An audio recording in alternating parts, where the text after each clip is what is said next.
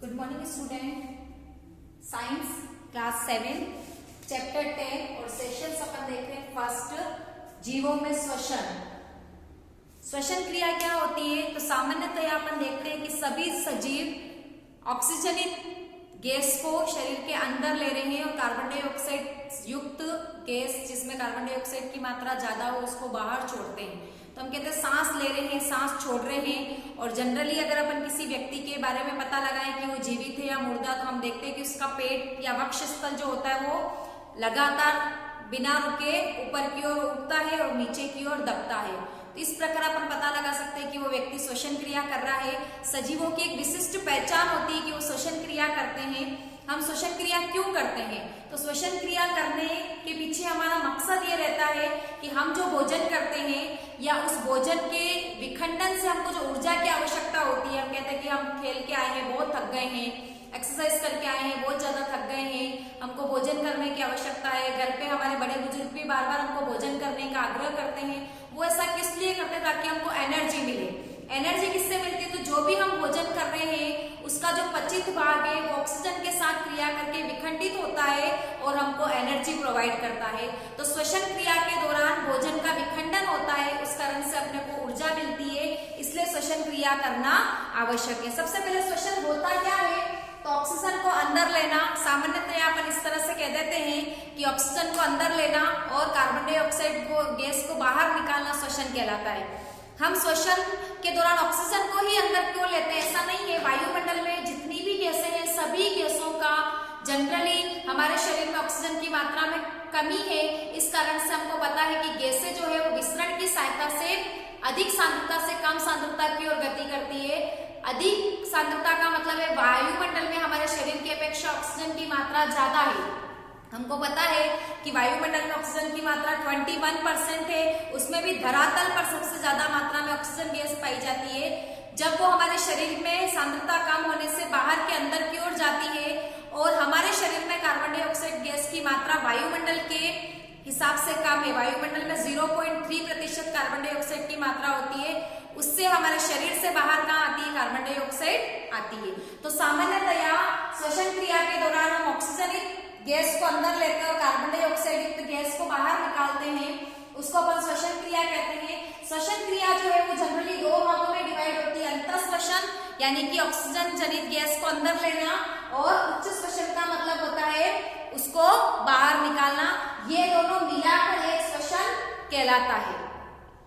अब अपन देख रहे हैं कि श्वसन क्रिया के दौरान ऑक्सीजन के द्वारा भोजन का विघटन किस प्रकार से होता है? तो कोशिका में यदि ग्लूकोज के विखंडन का प्रक्रम होता है, ऊर्जा मुक्त होती है, उसको अपन कोशिकीय श्वसन कहते हैं। ग्लूकोज का विखंडन जो है वो दो प्रकार से होता है। पहला आपका होता है वायवीय श्वसन, दूसरा आपका होता है अवायवीय श्वसन। यदि ग्लूकोज का विखंडन ऑक्सीजन की उपस्थिति में होता है तो उसको अपन वायवीय श्वसन कहते हैं, और यदि ऑक्सीजन की अनुपस्थिति में ग्लूकोज का विघटन होता है तो उसको अपन अवायवीय श्वसन कहते हैं। जनरली अपने को पता है, मैं यहाँ ग्लूकोज लिख रही हूँ तो हम यहाँ पे कार्बोहाइड्रेट का सबसे पचित भाग, सरलतम भाग ग्लूकोज होता है, और वो हमारे शरीर में एक्स्ट्रा फूड के तौर पर या एक्स्ट्रा एनर्जी के तौर पर संचित होता है।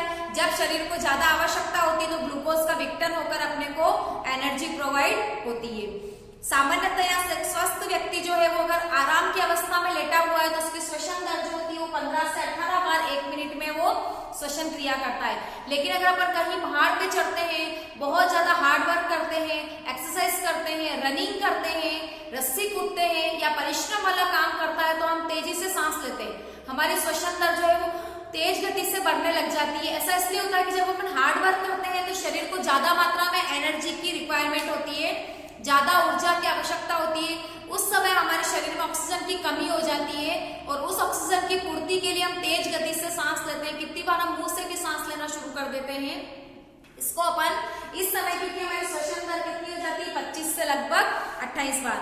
जिस व्यक्ति की, जिस सजीव की श्वसन दर जितनी ज्यादा तेज गति से चलती है उसकी आयु काल जो है वो सामान्यतः माना जाता है कि कम होती है। सबसे कम श्वसन दर जो होती है वो कछुए की होती है, तो वो लगभग 400 से लगाकर 600 वर्ष तक जीवित रहता है।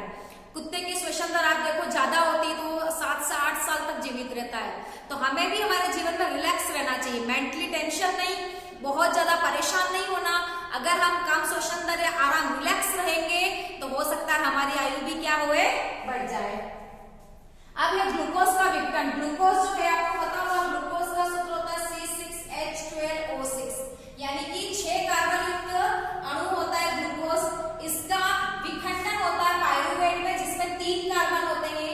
एक ग्लूकोज से 2 पाइरुवेट बनते हैं। इसके बाद आपका जो विभाजन है उसको अपन देखेंगे कि अगर पाइरुवेट का विभाजन ऑक्सीजन की उपस्थिति में होता है विखंडन, तो आपकी क्या बनती है, कार्बन डाइऑक्साइड, जल, ऊर्जा, जो कि सामान्यतया कोशिका में होती है। कोशिका में भी किसमें, माइटोकॉन्ड्रिया के अंदर होती है। इसमें लगभग 36 एटीपी ऊर्जा जो होती है वो आपकी क्या होती है, मुक्त होती है। सामान्यतया सभी सजीवों में माइटोकॉन्ड्रिया में या कोशिकीय श्वसन पाया जाता है। यदि पाइरुवेट का विखंडन ऑक्सीजन की कम मात्रा में होता है, ये यीस्ट कोशिका में होता है, इसको किण्वन क्रिया भी कहा जाता है, और इसमें अल्कोहल का निर्माण होता है। सामान्यतः एथिल अल्कोहल बनता है C2H5OH, ये आपके एथिल अल्कोहल का सूत्र है। कार्बन डाइऑक्साइड गैस और ऊर्जा मुक्त होती है। अल्कोहल का निर्माण इसी प्रक्रिया से होता है जो बियर, वाइन और अल्कोहल को निर्मित करता है। यदि ऑक्सीजन के एब्सेंस में आपके पाइरुवेट का विखंडन हो रहा है तो आपके लैक्टिक एसिड बनता है और ऊर्जा मुक्त होती है। ये आपके मांसपेशियों में होती है प्रक्रिया।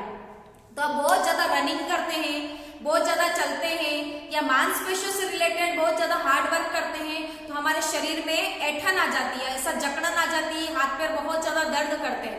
ऐसा इसलिए होता है कि ज्यादा व्यायाम करते समय या ज्यादा हार्ड वर्क करते समय मैंने बताया कि ऑक्सीजन की कमी हो जाती है।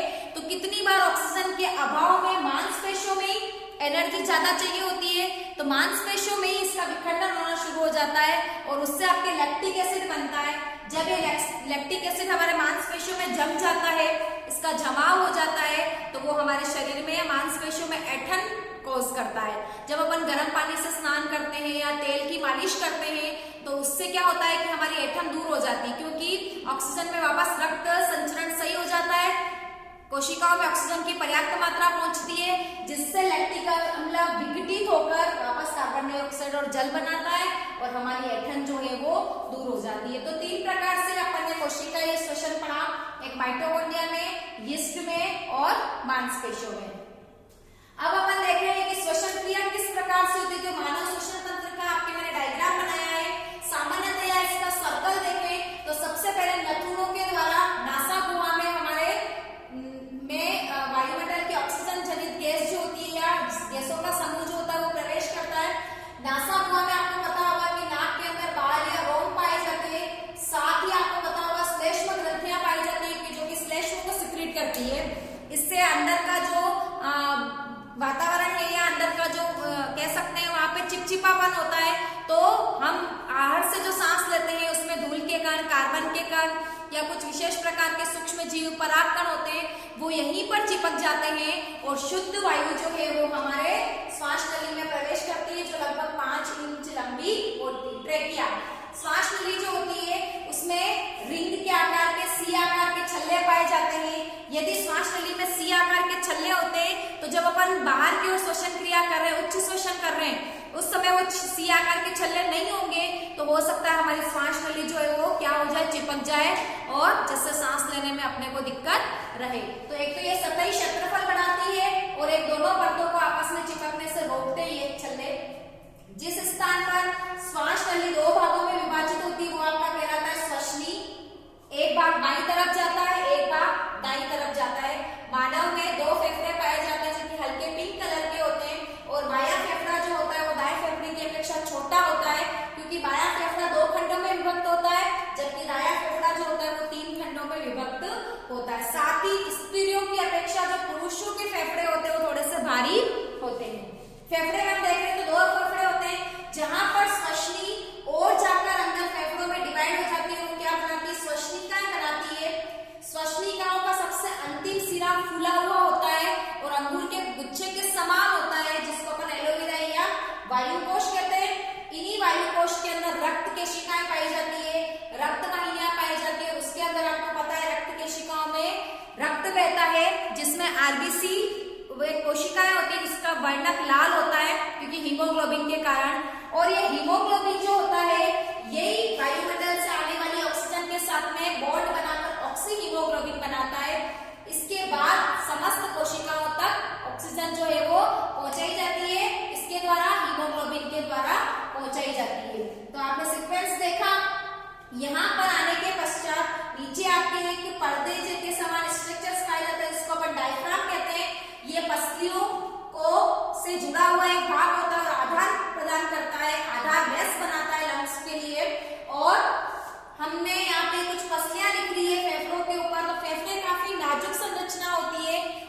ऊपर पसलियों का एक आवरण पाया जाता है जिसको अपन पसली पिंजर कहते हैं, जिसके अंदर फेफड़े जो है वो वक्ष गुहा के अंदर लगे रहते हैं। जब अपन सांस अंदर लेते हैं उस समय पसलियां बाहर चली जाती है, ऊपर की ओर उठ जाती है और डायफ्राम नीचे चला जाता है। पसलियां जैसे ही ऊपर उठेगी फेफड़ों को फैलने के लिए पर्याप्त जगह मिल जाती है और फेफड़ों में हवा बढ़ जाती है। जब अपन उच्च श्वसन करते हैं, सांस बाहर निकालते हैं, उस समय पसलियां अंदर की ओर चली जाती है, डायफ्राम ऊपर की ओर चला जाता है और पसलियां ऊपर की ओर अंदर की ओर जाने से फेफड़े दब जाते हैं, सतही क्षेत्रफल कम हो जाता है, वक्ष गुहा कम हो जाती है और कार्बन डाइऑक्साइड जनित गैस जो होती है वो रिवर्स प्रोसेस से बाहर निकाल दी जाती है। यानी कि इस प्रोसेस से तो ऑक्सीजन अंदर जाती है और उल्टे प्रोसेस से कार्बन डाइऑक्साइड बाहर की ओर निकलती है। इस प्रकार से श्वसन क्रिया चलती रहती है। श्वसन क्रिया करते समय सजीवों द्वारा प्रति मिनट की जाने वाली श्वसन क्रिया जो है क्या कहलाती है? श्वसन दर कहलाती है। यानी कि एक मिनट में हम कितनी बार, एक श्वसन का मतलब होता है, मैंने आपको बताया था अंतर श्वसन और उच्च श्वसन। सांस को अंदर लेना, बाहर लेने का मतलब एक श्वसन क्रिया। तो एक मिनट में लगभग हम कितने करते हैं? 15 से 18 बार अगर अपन रिलैक्स है तो। श्वसन करते समय एपिग्लोटिस एक ढक्कन होता है जो कि क्या करता है, जैसे मैंने आपको बताया ग्रसनी जो होती है वो भोजन को निगलने का काम भी करती है। तो जब अपन श्वसन क्रिया कर रहे हैं तो ढक्कन पाया जाता है जिसको हिंदी में गाठी ढक्कन या इंग्लिश में एपिग्लोटिस कहा जाता है, जो भोजन निगलते समय श्वास नली को ढक देती है जिससे भोजन के कण जो है वो श्वास नली में प्रवेश नहीं करे। साथ ही अगर अपने को खाना भोजन करते समय एकदम से हिचकी आ जाती है, इसका मतलब कोई कण जो है वो श्वास नली में प्रवेश किया गया है और उससे हमें उसको बचाने का उपाय करते हैं।